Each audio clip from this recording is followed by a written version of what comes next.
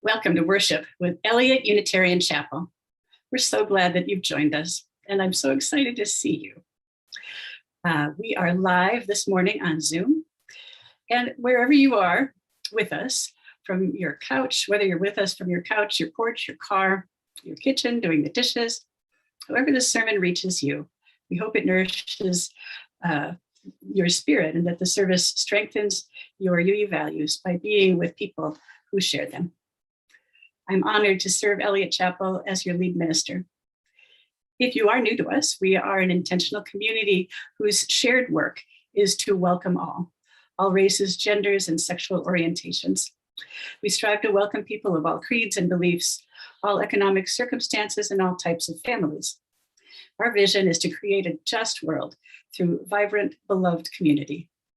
If you would like to connect with us and learn more about our congregation, please look for information at the end of the service.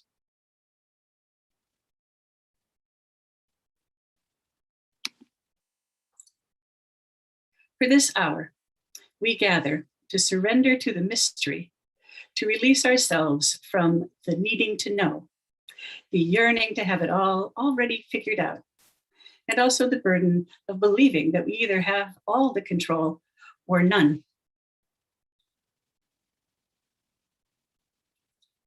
Here in our song and our silence, our stories and our sharing, we make space for a new breath, a new healing, a new possibility to take root. That is forged in the fire of our coming together and felt in the spirit that comes alive in this act of faith, that we believe still a new world is possible, that we are creating it already here and now. Come, let us worship.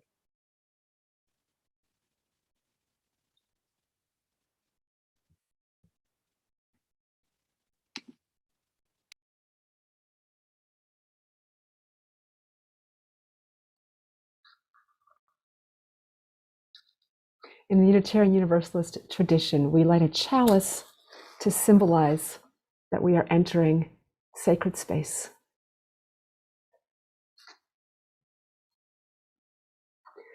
We light our chalice with this blessing by Jan Richardson. Blessed are you who bear the light in unbearable times. Blessed are you in whom the light lives, in whom the brightness blazes, your heart a chapel, an altar where in the deepest night can be seen the fire that shines forth in you in an unaccountable faith, in stubborn hope, in love that illumines every broken thing it finds.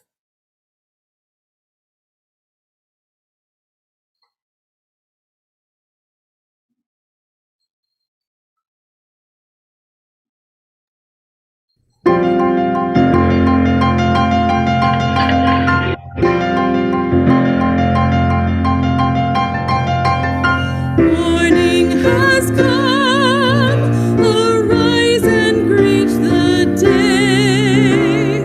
Dance with joy and sing a song of gladness. The light of hope it shines upon each face. May it bring faith to guide our journey home.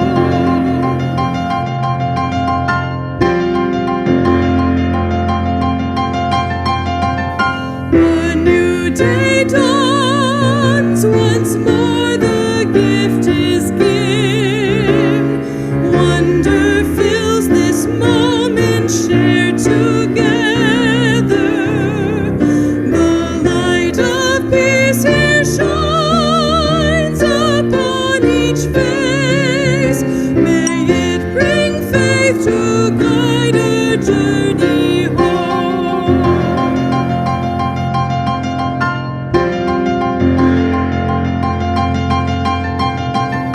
Open our eyes to see that life abounds.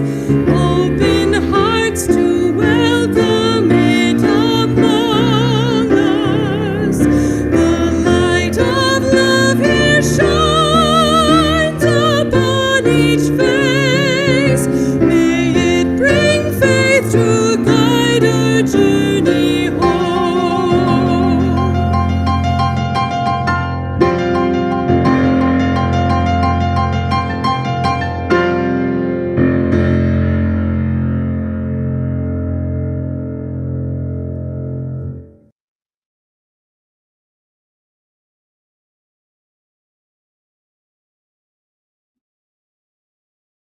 I invite you to join with me in the spirit of prayer and meditation. Today's prayer includes portions of an original prayer by Marjorie Bowens Wheatley and Clyde Grubbs called History's Road. Creative Spirit of all creation and all generations. The road of history is long, full of both hope and disappointment. We have become a global village with a growing realization of how fragile this earth is and how interconnected we are to each other and to all creation. This realization has deepened for us as we worry for the people of Afghanistan, a people that have been caught between rival superpowers for 3 decades and are once again plunged into instability, this time through the cumulative impact of 2 decades of American involvement. We pray for peace. We pray that democracy and freedom will prevail. We also remain embedded in a pandemic that continues to shape our lives. We are yearning for resolution and freedom. It felt like we were on the cusp of release, and yet the virus is back on our doorsteps, sometimes in our homes, and has filled our hospitals again. We are fearful for ourselves, for those who cannot yet be vaccinated, and some of us are frustrated that we are here again. We want to love and accept, keep our hearts open, for we are the people of covenant, the people who have made a sacred promise to stay at the table, to work it out. But when personal choice leads to collective suffering, it is hard to stay in a place of love. And yet this is exactly what is called for from us at this time. Spirit of life, help us to be patient with ourselves when we feel disappointed and betrayed. Help us to be kind and loving, but also truthful and brave, with the courage to disappoint others in order to stay true to ourselves and to those we need to protect. Help us to make creative and compassionate choices that lift us all up, rather than lashing out in anger and judgment, which are tools of pride, self-righteousness, and division. In the spirit of that love that carries us to our higher selves, let us now take a minute of silence for the prayers and cares that live deep in our hearts. If there is something you would like lifted up in prayer, feel free to type it into the chat during this time. Or if you are watching us over YouTube, speak it aloud or lift it up in your consciousness. Hopes, gratitudes, losses, joys, they are all welcome.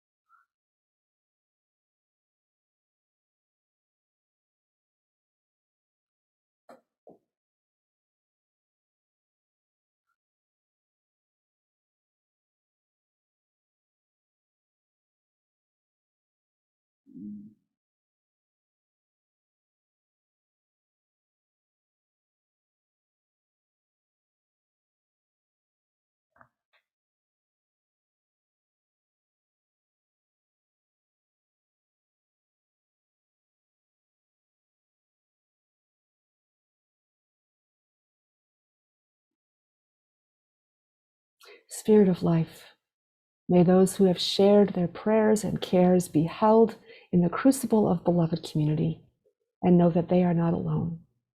Let us together choose love over and over again, for this is how we claim freedom, peace, and justice for us all. Amen and blessed be.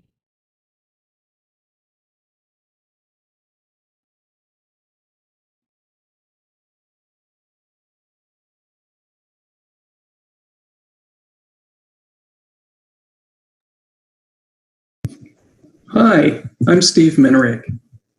Every month, Eliot Unitarian Chapel shares our offering with a local organization that helps promote our mission of courageous love and compassionate action. In August, we're sharing our offering with the Kirkwood Area Every Child Promise, or Ketchup for short.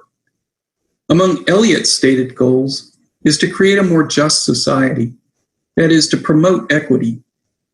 Ketchup was started a few years ago in response to a racial equity report issued to the Kirkwood School District. It's my firm conviction, grounded in science, that if we want to achieve equity in society, it has to start with early childhood, even before kindergarten. And that's just where Ketchup's mission lies. Ketchup engages with our community's youngest learners and their families to make sure every child in the school district gets the start that they need during a critical formative time during those children's development. Ketchup helps with preschool scholarships and with information and assistance about resources in the community. It provides access to Promise Place, which is a clothing and supply closet for young children and their families. And the one thing that I'm probably most excited about is that Ketchup is not standalone, rather it's wraparound. It connects with other wonderful local resources, including Kirk Care, Parents as Teachers, the Kirkwood Public Library, the Magic House, other faith organizations, the school district, businesses in the local community, all to provide a truly holistic support for children and their families.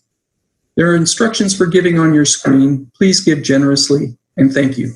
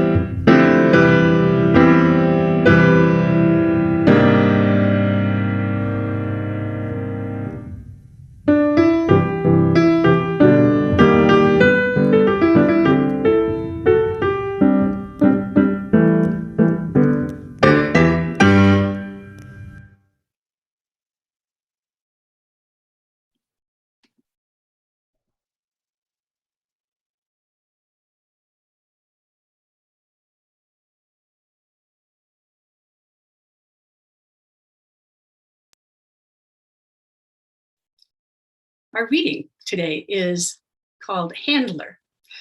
Handler. It's a monologue by Jane Wagner. It is part of her collection of monologues called Talking With. And it's performed by my friend Nancy Sawyer, who is also joining us, I believe, via YouTube. Nancy first did this for our congregation on the Eastern Shore of Maryland when I served there 20 years ago. And it has haunted me ever since, this piece. I thought about it recently as I was hearing some of the most extreme anti-vaccine rhetoric and our call to respect everyone. I'm grateful that she has made this for us.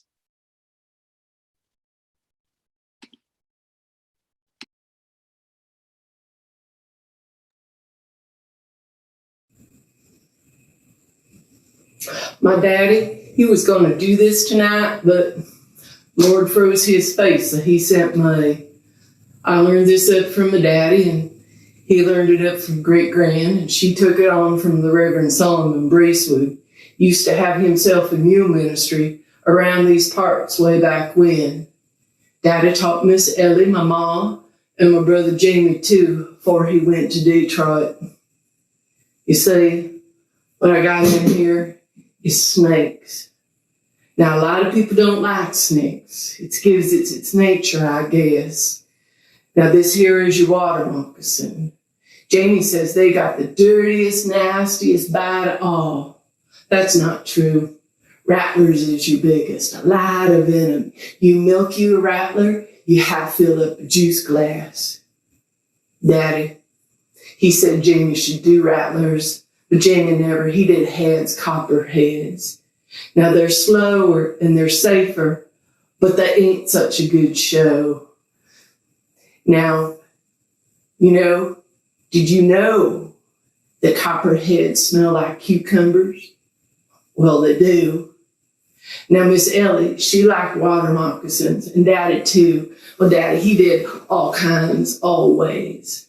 Now, your water moccasin, he's your good old boy snake. Flat out mean, and lots of get up and go. They'll chase you. They will.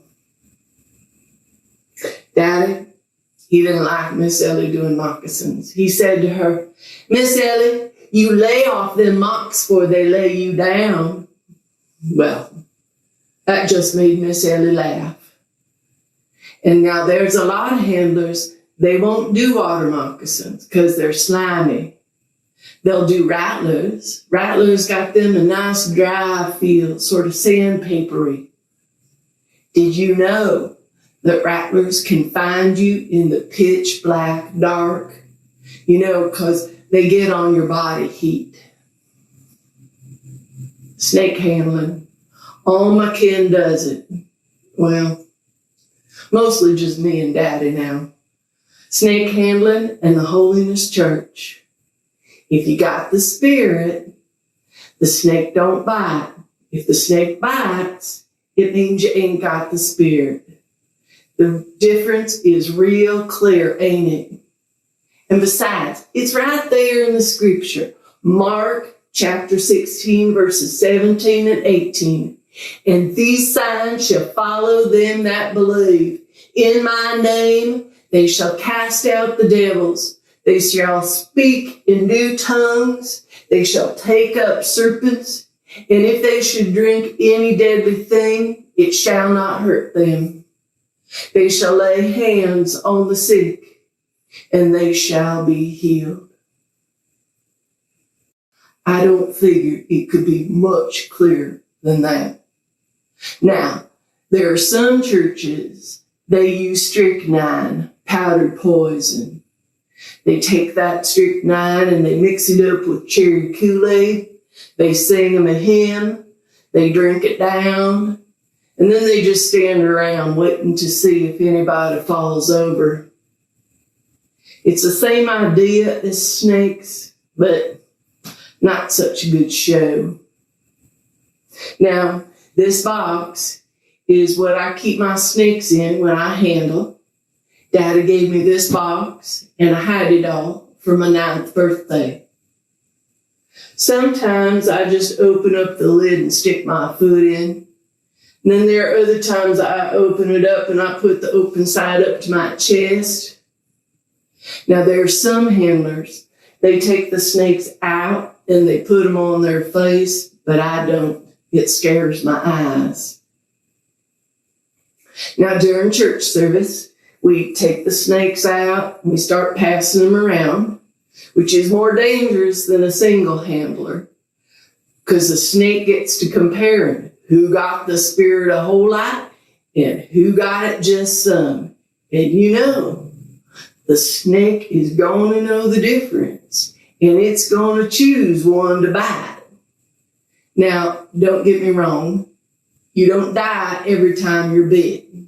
I have been bit 7 times, 4 times by the same snake. Daddy, he says that snake got a sweet tooth for me. Daddy, He's been bit 32 times and never saw him a doctor. Used to let me bite. What am I talking about? Used to let me kiss him on his bites. The last one, been right here. Froze his face right up. He says he's going to thaw, but I don't know.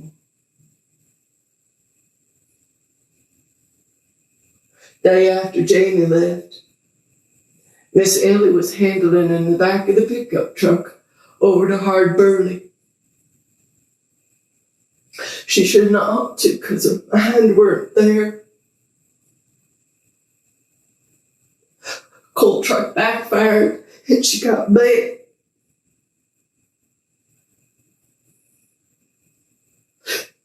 She got bit 3 more times before she hit the ground.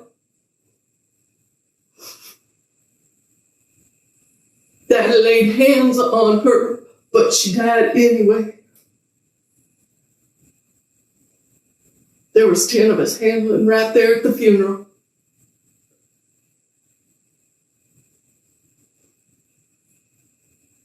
Yeah, the snake knows how you feel.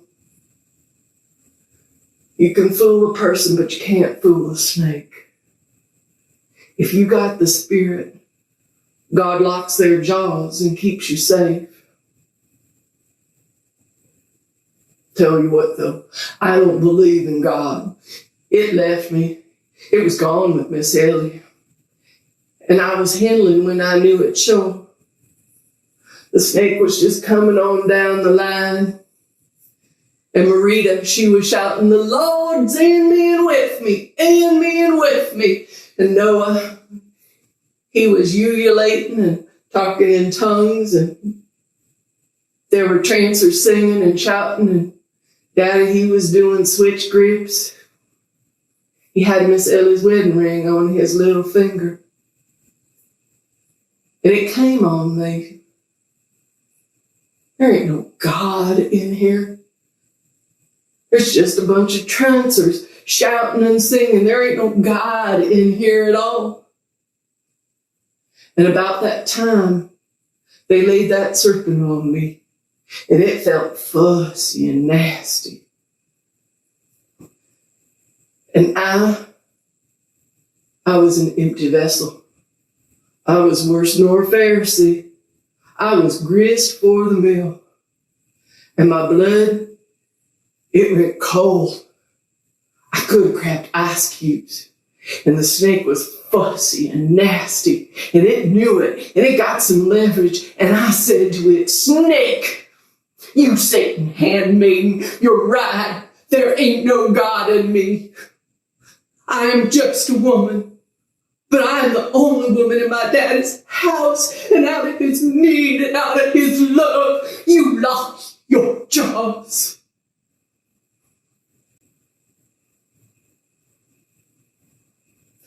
I let that snake feel a child's pure love.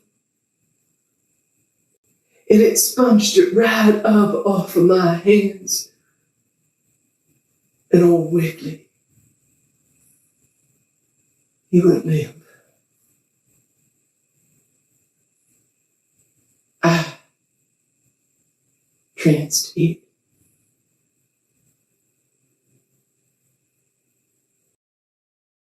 It was real good service.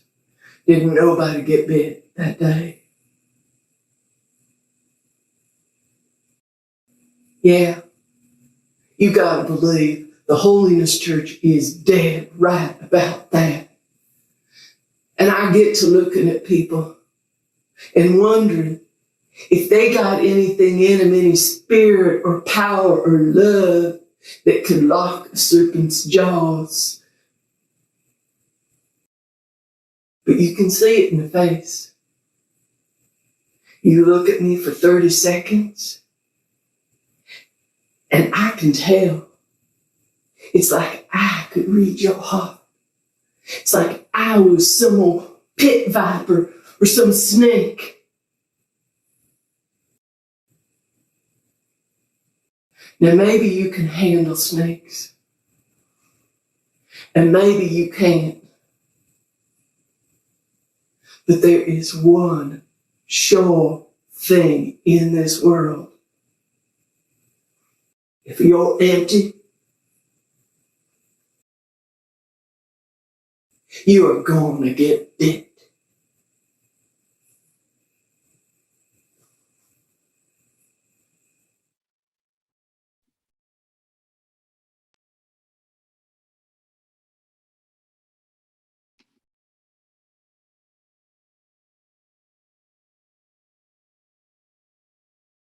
Thank you so much, Nancy. Last week, I have to tell you that I yelled in Smoothie King. I was at the Smoothie King in Kirkwood and I yelled. There were 4 or 5 teen workers that were talking behind the counter. And some had masks below their noses, some below their chins, some had the mask hanging off one ear. And I did not feel safe as an immune suppressed person. And I was about to walk out, but something stopped me.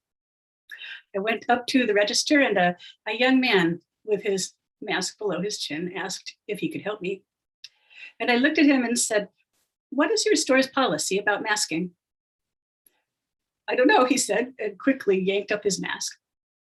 And he pulled his manager over and I asked him, "What is your masking policy?" And the manager said, "Well, we're wearing masks." And I glanced back over at the 4 others and I saw 4 youth had all pulled their masks up in that time. 4 pairs of terrified eyes looking at me. "Well," I said, "about 10 seconds ago, they were under their noses and that doesn't do me any good." And then I turned to them and said, "Look, I had a lung transplant. I'm immune compromised. I have to take this stuff seriously." Their manager explained to them what that meant, and foreheads nodded vigorously. I calmed down and I got my smoothie and I left. I am not a yeller. I was raised as a good Midwestern girl, and the rules are very clear. Don't make a scene. Don't be angry. Don't ever raise your voice, especially in public. Better to seethe in silence and gripe to your friends later. So I've been well trained to hold it in. This was something new. We are living in a whole new reality, I think. The fight over masking isn't new. We have just ramped it up lately. But what is new, but I did not anticipate coming, was the fight over getting the vaccine and the impact that fight would have on the rest of the country. This one thing, the number of people choosing not to become vaccinated, combined with the vastly more contagious Delta variant of the coronavirus, has been devastating to us. And this whole thing, all of this is challenging, I think. It's challenging the way I think about personal choice. Writer-activist Adrienne Marie Brown writes that from the beginning of the pandemic, we have been asked to act collectively. From masking to hand washing, then to sheltering in place and quarantining, we have been told that we need to do this together in order to survive. And we have relied on millions of individual people making that same choice. And we've not all made that same choice. More and more, I am seeing the divides over masking and vaccinations as a test of faith. Our faith in each other, our faith in humanity. For progressives, for people who fought for freedom, fought against oppression, fought against civil rights for a long time, this has been hard. People who believe in reason and conscience, the very goodness of human beings. That belief is suffering. I am thinking especially of governors who've passed laws now in 9 states that prohibit schools from making mask mandates, that are threatening to punish the schools who do make such mandates by withholding funds. Thinking about the meeting at our own St. Louis County Council last month when Dr. Faisal Khan came on behalf of the Department of Public Health to explain the new mask mandates at their meeting and was heckled by the audience including racial slurs, and was asked hostile questions by the council.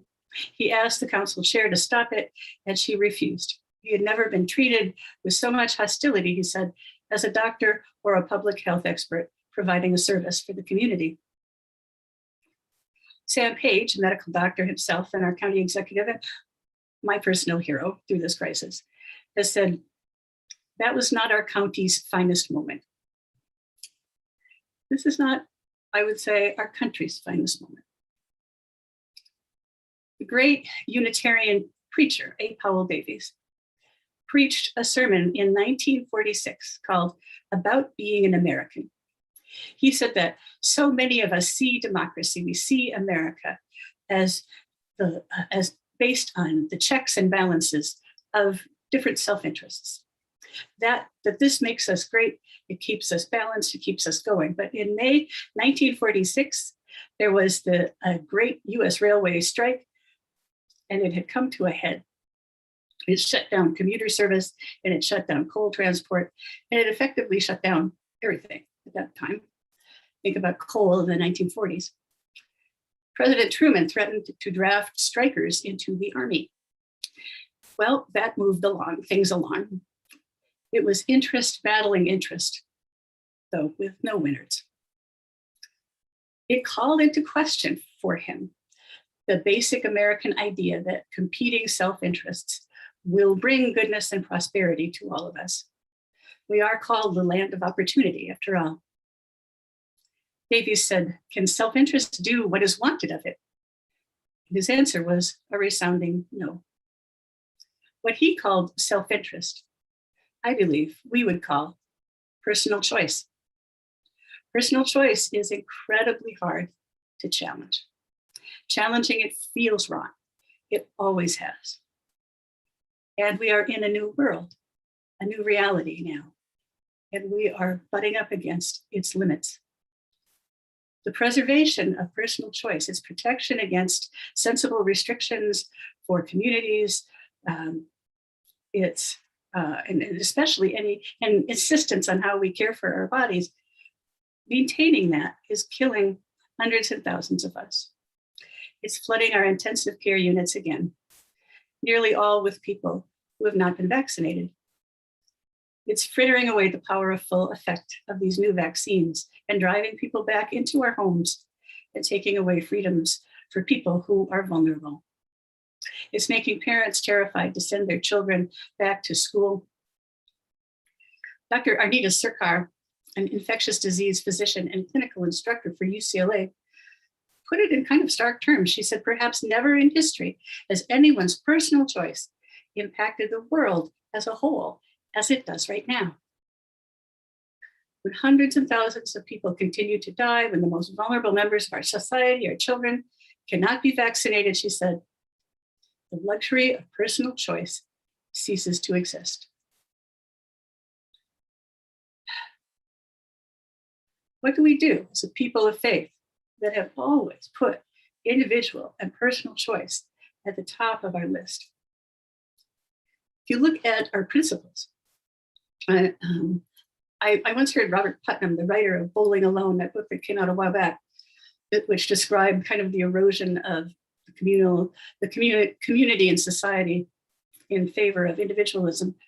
Putnam said that people are more lonely, feel less rooted, have fewer community supports in place to provide ballast for life. And he was addressing a group of Unitarian Universalists at a conference I was at, and he said, the order of your principles is backwards. We start with the individual, the inherent worth and dignity of every person, and then we go all the way to 7 and get the interdependent web of all existence. And that's the wrong order, Putnam said. If you want to be useful in these times, we need to build back community and solve problems bigger than the individual alone. What would happen, he asked us, if you put the 7th principle first? Also challenging to use now is the limitation of dialogue, of being able to accept differences. This is not a you say potato, I say potato kind of situation. Small differences that don't really mean very much. It is difficult for people to meet in the middle here. And it's difficult for people to be persuaded. We need people to be vaccinated, pure and simple, and not enough people are being moved to do that. Poll numbers of Americans on how they feel about getting the vaccines have barely budged from December and then again to the same poll in June. Changing people's minds on this is incredibly difficult. And yet we cannot give up. We can't give up on talking to one another. I shared the story about my outburst in the Smoothie King with a friend of mine. I said that I was convinced that maybe it felt good, but it didn't change anything. And she said, I disagree. She said, I am the mother of teenage boys. She said, and I believe that when they are older, these teens, at least one of them, maybe more, will remember you.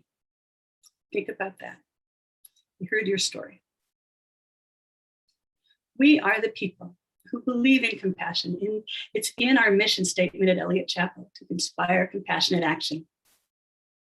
Somebody once said, compassion is medicine, but it is very slow medicine. And we're running out of time. Let me take a moment to say something now about some of the people that I know and have met or heard the stories of folks who have chosen not to get the vaccine. It's easy to focus on the anti-vaxxers because they're the loudest. There are a lot of reasons. And it's important not to paint people with a broad brush. I've spoken with a few people, and that too is kind of breaking a taboo that we're feeling. It's hard to ask somebody, first of all, did you get your vaccine? And then why not? If not. So I asked, and respectfully, I hope. And I could tell you that there's just so many reasons. Concerns for health, their own health, their belief that the vaccine will harm them, a mistrust of government or healthcare that does have a good grounding in history. And it is not ignorance.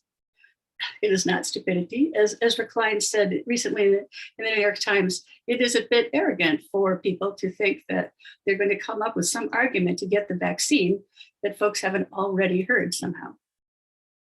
It's not indifference to one another. None of the people I've spoken to, not one, has said that they want to harm people, that that's okay with them, not one. I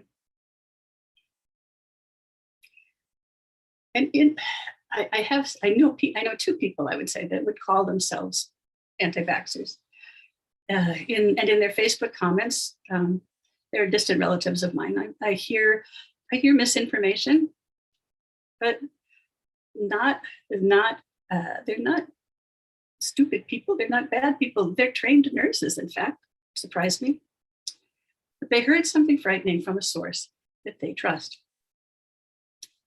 In the handler's story, I heard some of that echoing in there. Perhaps, as I said, it is caught in being something that hurts you. Love and dignity and loss swirling all around. There are terrible, terrible choices that we have to make sometimes. Between love and family, our very lives sometimes. Some of you have told me about them in coming to Unitarian Universalism. You've said you've lost your family because you could no longer believe what they did. You could no longer be part of them. And that was killing you. And you had to grieve for that loss. This virus, is one of the scariest things that people around the world have had to face in their lifetimes. And it's just gotten scarier. It's entirely possible to believe with all your heart that you're not hurting anyone by waiting. You're not hurting yourself.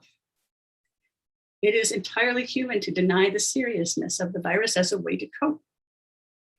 Think about anything that you're afraid of. What do? You avoid it. And fear is not a rational thing. Think about anything that you're afraid of. Spiders, snakes. High places, closed-in spaces? Come on. That's not rational, that's not reasonable, but it's powerful, right? And we need compassion. We need to hear each other and to understand each other's fears. And compassion is still slow medicine. And we are running out of time. When this many lives are at stake, sometimes I believe a choice needs to come off the table. We did it with seatbelts. We did it with smoking in public places. We did it when we created laws about driving under the influence of alcohol. Those were all choices that people once had. But it's not easy to come to this. We also still need to have that slow medicine of compassion. I wish that incentives to get the vaccine worked, but they don't appear to be. And that is why I do support mandates for masks and for the vaccine. I don't think our federal or state governments will do that to require it, but businesses, schools, hospitals, nonprofit organizations are starting. They can mandate vaccination for their employees. It's a risk because there is a labor shortage and we don't want to lose good people. But some companies have started. The FDA is expected to approve the Pfizer vaccine tomorrow, which should bolster some decisions along this line. But if we do that, we also need to require employers to provide sick days for their employees and to bring the vaccines into the workplace, to understand what it is that prevents somebody and to help make that possible. It's not enough to say, you must. We also have to say, we will help you. We can also make things that people want to do require proof of vaccination. Cities of New York and San Francisco have both put in place laws requiring proof of vaccine to go to many desirable places, bars, restaurants, entertainment centers. And what about us? What about us as a church? Should we require a vaccination to participate in Eliot Chapel? Live and in person, that is. And definitely for people, only for people who are eligible, for people who are over 12 who qualify. Can we require it for our employees? Should we? And how do we do this and still keep our commitment to be in covenant with one another, to stay in relationship, to be a place of love and caring? Over the course of this pandemic, as authorized by the Board of Trustees, I have made some decisions about shutting down and opening back up. Along the way, I've asked for feedback from people. I've asked for staff input. Staff has worked hard with me in developing how we can do this well. But this one thing, vaccination, I think is something that we need to wrestle with together as a community.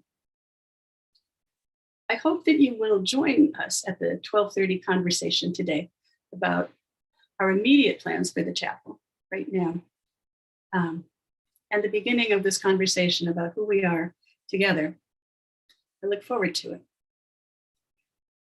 And in the meantime, speak up, everyone. Try not to yell if you can, but don't stay silent. This is too important. Amen.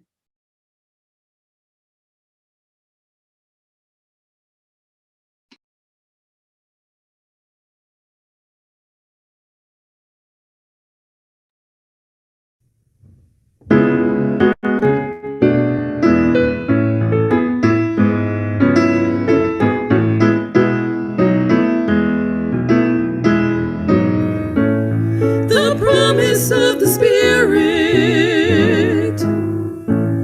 faith, love, and hope abide, and so every soul is blessed and made whole. The truth in our hearts is our guide.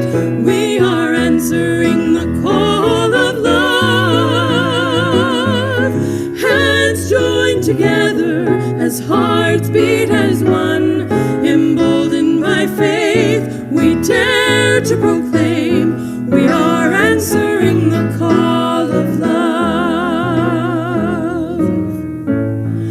Sometimes we build a barrier to keep love tightly bound, corrupted by fear, unwilling to hear, denying the beauty we found. We are answering the call of love, hands joined together as hearts beat as one, emboldened by faith, we dare to proclaim we are answering the call of love. A bright new day is dawning, when love will not divide. Reflections of grace in every embrace, fulfilling the vision divine. We are answering the call of love, hands joined together as hearts beat as one, emboldened by faith, we dare to proclaim we are answering the call of love. We are answering the call of love.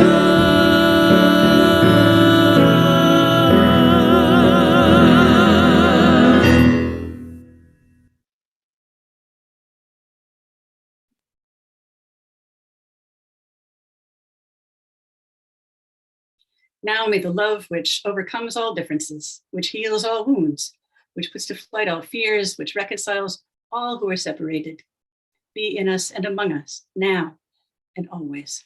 Go in peace.